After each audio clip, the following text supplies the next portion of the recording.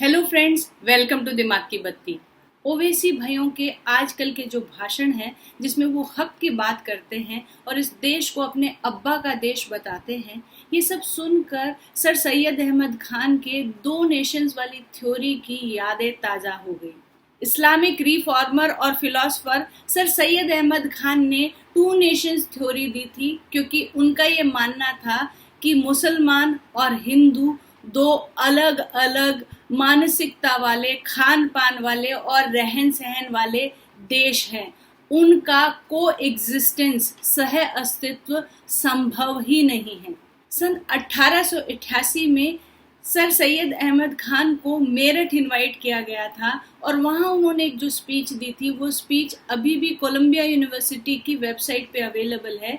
मैं इस वीडियो के डिस्क्रिप्शन में उसका लिंक डाल दूंगी। मैं चाहती हूँ कि हमारे देश की जो सेक्युलरिज्म के नाम पर अंधी हो चुकी जनता है वो गौर से इस स्पीच को पढ़े, क्योंकि ये स्पीच देखकर आपको वास्तविकता का एहसास होगा कि सर्वधर्म समभाव जैसा कोई फिनोमिना मुस्लिम समाज के साथ एग्जिस्ट ही नहीं कर सकता।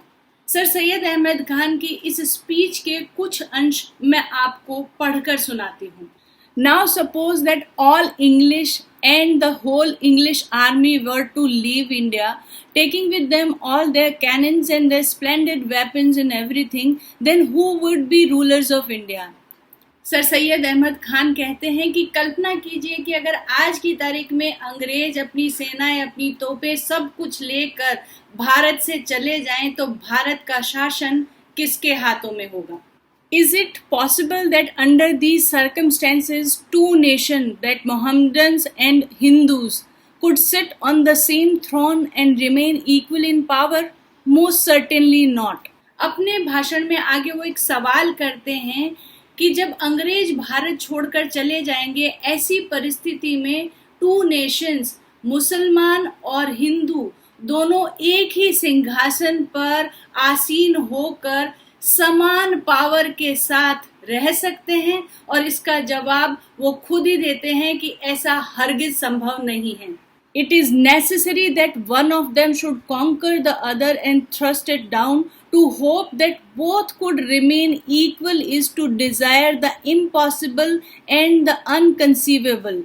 ये नितांत आवश्यक है कि कोई एक अपनी सत्ता स्थापित करे और दूसरे को कुचल डाले, क्योंकि दोनों का समान अधिकारों से सह अस्तित्व में हो पाना असंभव है और अकल्पनीय है।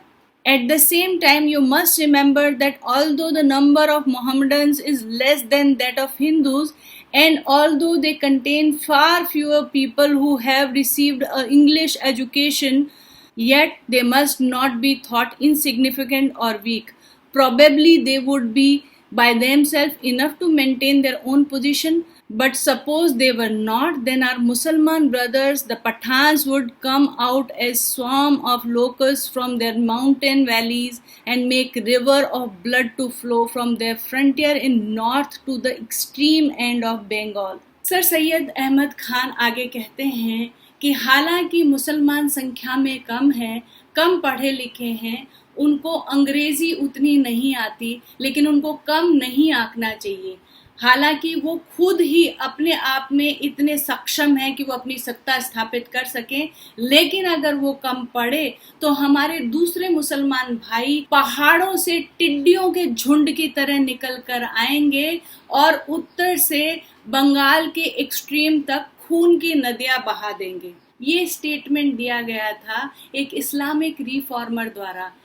सर सैयद अहमद खान, जिन्होंने अलीगढ़ मुस्लिम यूनिवर्सिटी की स्थापना की थी। आप गंभीरता से सोचिए कि यही सोच, यही 2 नेशन थ्योरी आगे चलकर पाकिस्तान मूवमेंट का आधार बनी और धर्म के आधार पर देश 2 टुकड़ों में बट गया। आज ओवैसी ब्रदर्स कुछ ऐसी ही भाषा बोल रहे हैं। जो बार बार ताना मारते हमको कि भारत में तुम रह रहे हो, तो क्या हम तुमको कोई तकलीफ पहुंचा रहे?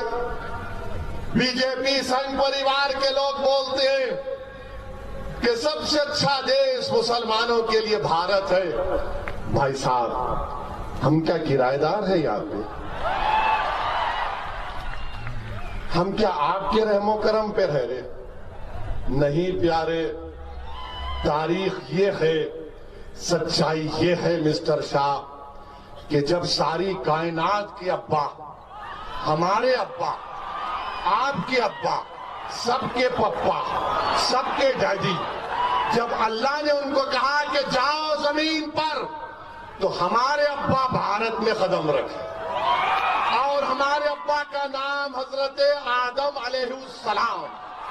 जब अब्बा जमीन पे कदम रखे, जब अब्बा जमीन पे कदम रखे, तो जमीन किसकी हुई?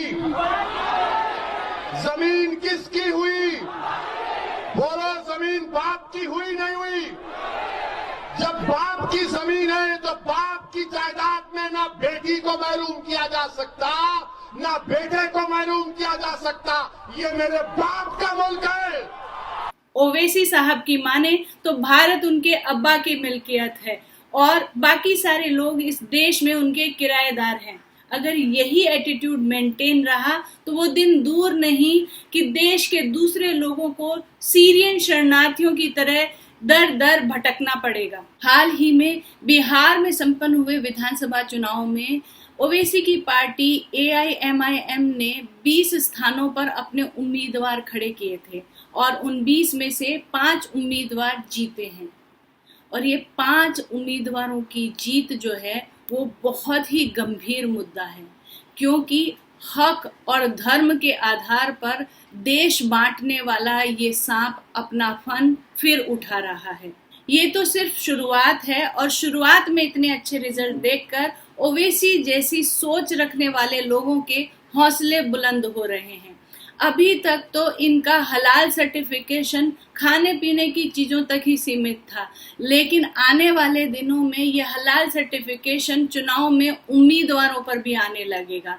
तो मुसलमान वोट तो इनके साथ जाएंगे ही, लेकिन साथ में हमारे वो जो लोग आंखों पर पट्टी बांध के सेकुलरिज्म का राग अलाप रहे हैं, वो भी इनके साथ जाने वाले हैं और तब हालात बहुत गंभीर होने वाले हैं। ओवैसी जैसी मानसिकता रखने वाले लोगों को एम्पावर करना हमारे देश के लिए कितना खतरनाक हो सकता है, इस बात का प्रमाण तो AIMIM के एक विधायक ने उस वक्त दे दिया जब उन्होंने ओथ लेते हुए ओथ में लिखे गए शब्द हिंदुस्तान को बोलने से इनकार कर दिया।